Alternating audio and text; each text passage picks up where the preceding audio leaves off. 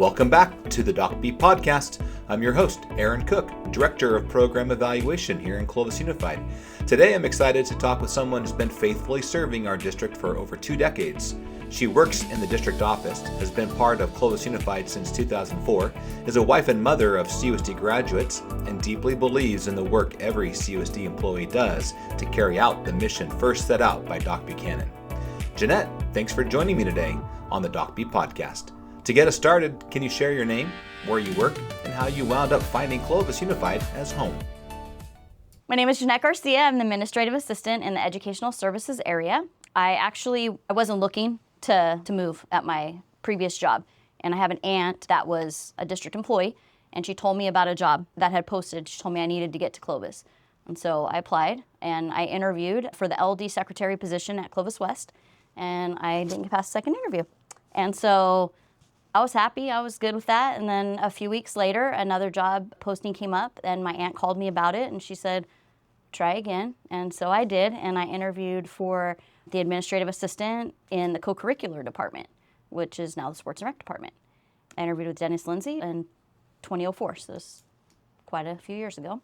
I guess the biggest reason I first came to Clovis Unified was the longevity. I was looking for retirement and that kind of thing, but I also had heard a lot about the district. I went to Fresno High, played sports in high school, and very competitive with Clovis, and so I always thought, I don't know, do I want to go that route? I thought, I think I turned out pretty all right, and I went to Fresno Unified Schools. I knew competing against Clovis, they always had great athletic teams. So I knew they had to have been doing something different, a little different than we were doing. I just always heard such great things. I don't think it was an option for me to say no, because I knew that it was a great place to work just from what I had heard. But, there's a little bit of me that was like, what's so great about this place, When you think back to that time, what was it about Clovis Unified that really convinced you to make the jump? Like, what ultimately drew you here from your previous job? Well, okay, so I'll tell you, it's kind of embarrassing to say why. I came because I had been working for a place for about 7 years. I had retirement, but it was like a 401k that I was putting money into, not very much every month because I didn't get paid a lot to be able to put that in there. So I knew with Clovis, it was the benefits part. That was my big sell. I had 2 kids, young kids at home, and my biggest sell was I was paying a lot for insurance on my own with my work, but I was paying a lot of money every month. My retirement wasn't great. I was looking for something, I guess, more long-term. I just thought of it as it's a school district. Why would it not be around? And why would it not be healthy in, 20, 30, 40 years? I knew it had already been around, and I guess I never really looked at it as a business. You came in after Doc's time, but his fingerprints were still pretty much all over the district. Who helped you understand what his expectations and vision really were? And is there any early moment that showed you, this is what Clovis Unified is all about? I can tell you I didn't get to work with Doc because he was already gone before I started. But I worked with Dennis Lindsay, and Dennis worked with Doc, knew Doc, and I was fortunate that I got to learn what expectations Doc had kind of put out there. I like people who are visionaries. My favorite all-time musician is Jimi Hendrix, and I just think that he was so far ahead of his time. People didn't really notice his influence he had until way after he had already gone. I look at how Clovis Unified started in his run, is that our structure made us sustainable and stronger. And a lot of that has to do with just how Doc embedded that stuff. And it's a story that I heard about, and then we kind of relived it later when I was part of it. But I heard about the story when Doc called everybody into Clovis High's gym because all the employees could fit in there, and they just talked. He basically said, we're all here together, we're gonna win or we're gonna lose, and it's all of us, kind of a thing. And then I remember I think it was 08, 09, that we were having hard economic times as a state, as a country. We all got together as employees and thought, we're gonna hold true to the fact that we're not gonna lay people off, we're not gonna get rid of people because that's the easy thing to do, but what we'll do instead is, as a unit, we're all gonna take furlough days so that we can keep everybody. So we all got 3 days cut from our pay, but as a unit. And I thought that was really incredible because there's not a lot of places that would do something like that. I'd only been here like 4 or 5 years, and I thought I'd probably be one of the ones that they would have, I was still new at that time. So for me, that really showed that that's important to people, and that's taking, in my mind, that's taking care of each other, because we weren't about to say, oh, you've been here for 4 years, we're gonna let you go because I've been here for 24 years and I deserve to be able to stay because we can't afford to keep everybody. Those have been kind of things that I've thought about over the years that I've been with the district, and just about the sacrifices that people make all the time. You're not just an employee here, you're a Clovis Unified parent. When your son was playing baseball, what did you notice about the coaches and the way they invested in your kids? I have 2 sons, but one of them was a baseball player at Clovis High. And I just always remember thinking, gosh, the coaches spend more time with my kid than they do with their own kids. When people spend more time with your child than they do with their own kids, that says a lot about them. We rely on those people to be positive role models for them, because they're seeing our kids sometimes more than we see them too. I've been able to experience those kinds of things, and the selflessness of people. I don't know that you find that everywhere. As the boys went from elementary to high school, how did you get involved on campus? And what did those experiences teach you about a parent's responsibility to step in and support the school? My kids went to Mickey Cox, Clark, and Clovis High. As my younger son was coming through the system, I thought it was important to contribute to the school in whatever capacity I could. I was vice president as well as president of the parent club. I also was in charge of the carnival for, I think, 4 or 5 years at Mickey Cox. I got to know the staff really well, which I think a bonus. Cheryl Floth was the principal, and she asked me if I would be part of an interview panel for a teacher. And that was wild, because I hadn't done anything like that before, and it was the first time I had been on an interview panel. I just thought the whole process was fascinating, because I know when I interviewed the first time, there was like 4 or 5 people in the room. Second time, it was one-on-one. I didn't have a panel. And now I realize with Clovis Unified, that's a thing, like all the panel and a lot of people. And I was fascinated because there was like 6 people there and asking questions, and I don't know, it was really interesting. I helped other places that I could. My older son was in choir there at Clark, and so I helped with raising money at the rodeo and different things like that, whatever was needed, because it's for my kid, it's for all the kids, it's for the principal, it's for the teachers. So then my kids go off to Clovis High, and I was hugely involved with baseball from the time my youngest son was in 7th grade all the way through 12th grade with whatever was asked of me. I felt that was my duty. As a matter of fact, his senior year, he's like, Mom, I'm a senior this year. You know, you're supposed to be able to just relax and watch games. And I said, I'm here for you, man. That's why I take care of getting the snack bar ready for everything. And that's why I take care of the baseball dinner if that's what Coach P needed. But it's for you, because the coaches should be able to concentrate on coaching, and kids should be able to concentrate on playing, and us parents need to step up to, you know, fill in those gaps to help out. That's my responsibility as a parent, because it takes all of us. So from your time working in sports and rec, what did you notice about the way that department served all kids and families? And also, how did they connect with coaches from all over the district? What did that show you about the kind of people who work here in Clovis Unified? I really appreciate it, and I love the fact working in sports and rec, we support and get to see every area. We all hear about site-based management, area-based management. I got to see it from a broader standpoint because I'm dealing with all of the school sites. In sports and rec, what we tried to do is we made everything accessible to every child. Not just Clovis Unified, but anybody in our community.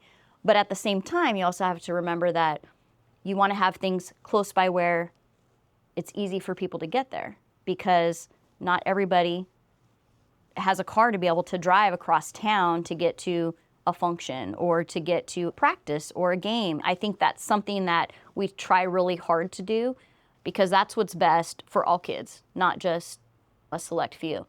I got to work with coaches from all over the district, not just one area. And you can see that they all have very similar philosophies. They all work really hard. From your perspective, how did Doc use sports and rec in a really visionary way, not just for athletics, but to impact kids and the entire community? Our facilities are second to none. I always love that kids have the best grass and they have the best dugouts or wherever they might be. I think that shows parents that the school district cares about their kids. And I think that helps the parents want to maybe give back and show their appreciation for that. I know sports isn't for everybody, but I think that every kid at some point should do a team sport because you learn so much from team sports at a young age. The fact that kids in elementary school get to play together and then they are growing up to play together as junior high and high school, that says a lot. You have to trust people. You have to learn to get along with people even though they may not be, in your friend group, but you have to figure out how you can be around them. You learn rules. You learn what you're supposed to do and what you're not supposed to do. So I can 100% see why that was important to Doc. I wasn't even looking at the fact of in sports and rec, it's recreational stuff. So that includes every kid. Even if you're not going to play in college, you're not going to play in the pros, you're not going to play maybe even in high school, it might be their last time that they get to be part of something because everybody gets to be included. After spending so many years in sports and rec, how did you end up moving into educational services, and what does your role there involve? So I was in the sports and rec department for, I think about 9 years. And then the position opened up in ed services, and I'd worked for Steve France for a long time. Steve is the assistant superintendent for ed services, and he was my direct supervisor once Dennis Lindsay retired. I worked with him and highly respect him. I knew that when that position came available, I had to apply. I didn't know who else might do it, but I knew too that at some point I was wanting to go to the district office, even though I don't know if the district office was quite ready for me, but here I am nonetheless. Steve knew what he was getting when I applied. I'm fortunate. I love the ed services area. I know a lot of people probably don't even have a clue what goes on or what we do in this area. We have SSSA under us, police services, Sierra Outdoor School, alternative ed, sports and rec department, all of athletics, as well as we do the state swim and state track meets.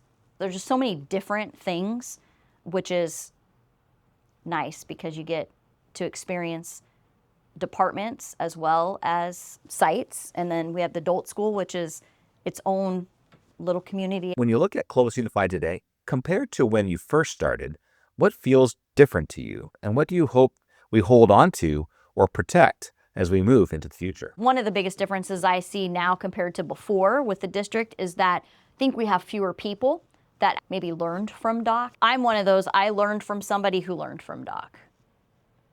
I think our standards and our core values are what makes us different than everywhere else. And I think it's important for us to work hard at keeping that because that is what sets us apart. When you look at hiring is the most important thing we do. I hope that continues to be the standard. I want the expectation to continue to be, you're expected to do your very best because that's what kids deserve. You're expected to put forth the extra effort because that's what kids deserve. And I think sometimes if we start to go backwards on that and with less people knowing that, it's going to get us to where we're going to be just like everybody else and doing the minimum. And I think that our kids deserve better than that. Who are some of the leaders or mentors that have had the biggest impact on your career, and what did they teach you about doing your job well? Dennis Lindsay was a big impact on my career, and I learned a lot from him. One of the things that he always used to say, and it's not as eloquent as Doc says with know your job, do your job, but Dennis used to say, if I need to do that, what do I need you for? And I think that just reminds people that you've been put in a position to do what you're supposed to do, and you need to take care of that. And not that you can't ask for help and not that you can't ask for assistance, but it's important that you do what you're supposed to do and you do the right thing. Accountability is huge in my book. I feel like everybody should be held accountable. Just maybe in our world right now that there's just not as much accountability as there should be. And there's consequences to every action, positive, negative, whatever it might be. We should be accountable. We should not be upset when people hold us accountable. It doesn't mean you're not going to falter. It just means that you need to say, you know what? You're right.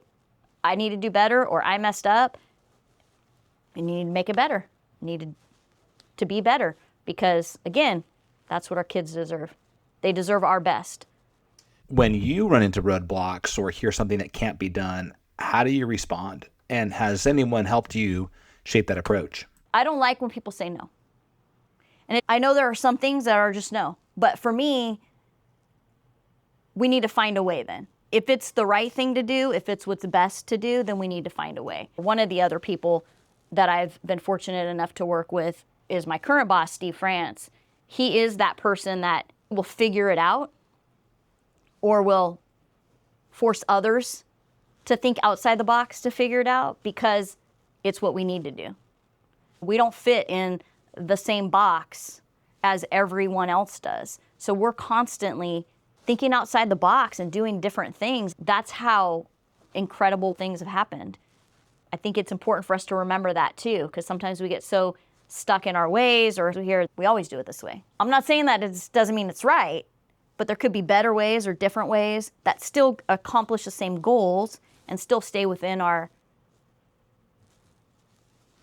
practices or our policies.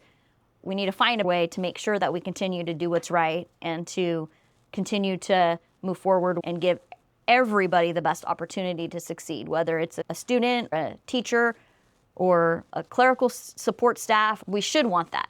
How do you show service to others, and what's an element of leadership that you respect? I'm a behind-the-scenes kind of a person, but one of the things that I really try to do is try to be the person that if somebody needs something, I'll figure it out. I hope that people have seen me as somebody that they can depend on, that they can count on, and they know it's handled. One of the things I learned from Dr. Young was that she allowed people to see that she loved them. I know that sounds weird, but when you would talk to her, when you would see her, you knew that she was 100% with her heart. Like the decisions that she made, the way she talked to people, the way she interacted with people, it was all with their heart. And that makes you realize that it's okay in a business to show your heart. It's okay to show people that you care about them and love them. And I hope that's what people think of me. From your seat at the district office, how do you see your role in supporting school sites and families? I feel like at the district office, it's our responsibility when we get a call from a school site or from another department that we take that time and burden from them. We should not be giving the sites more stuff to figure out. When they need something, they should be able to call here. We could take it off their plate, figure it out, and give it back to them when it's fully done.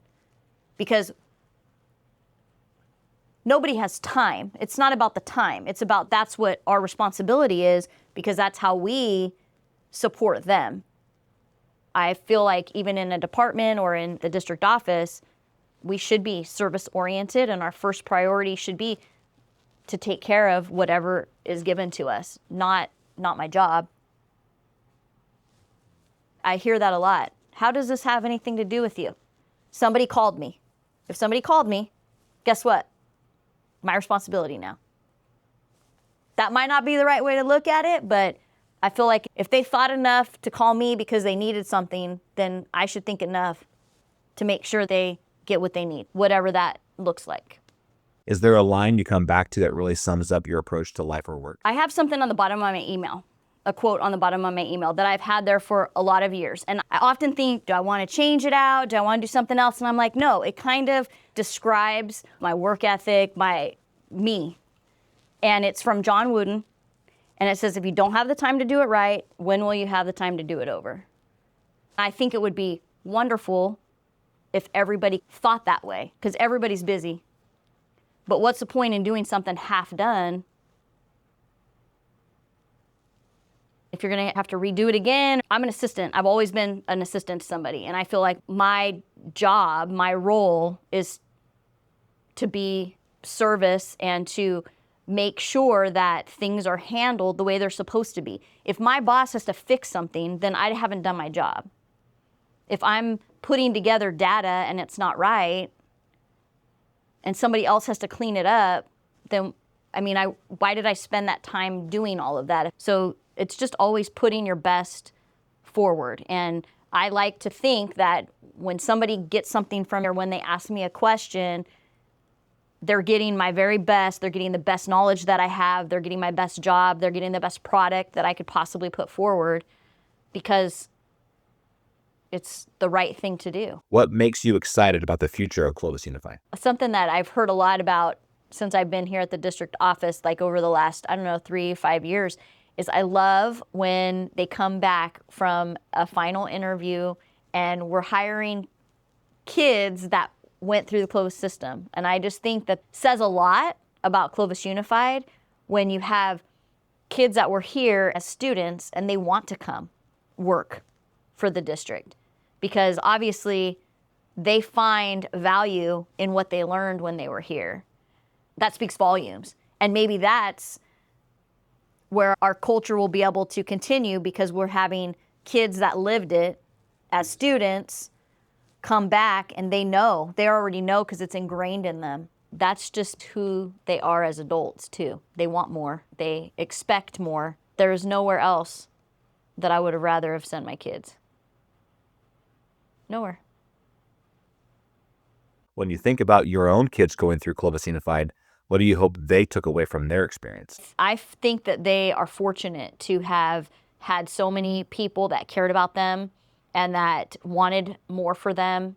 I think that they learned so much from having expectations put on them, not just from parents, but from teachers and other kids. It's amazing how people you hang out with really do make a difference in how you grow up. But my schooling was nothing compared to what is put on kids, even when my kids graduated and went through the system, which was 10 plus years ago. As you think about Clovis Unified's future, what do you think is most important for us to hold on to so we can keep our identity and core values strong for kids and families? If you set the bar high, you're going to try to achieve it. If you set the bar low and you can step over it, then what's the fun in that? The biggest thing for me is that I think we need to go back to making sure that we're always putting students at the center of every decision that we made, of everything that we do. We can't get in the mindset that adults are more important than kids. It might not be what's best for me, but if it's what's best for the kids, then that's what needs to be done. My ego needs to be checked at the door, because I think if we do put the kids at the center of everything that we do, then you can't go wrong. Those other core values are kind of just going to follow, because it's what's necessary if you're going to put kids first. Thanks for listening. I hope you enjoyed hearing from someone who makes CUSD a special place for students and families. This podcast is dedicated to every classified and certificated employee who shows up each day to enrich students' lives and help them be their best in mind, body, and spirit. We'll see you next time on the Doc B podcast. As Doc always said, don't ever forget our motto. Sickle.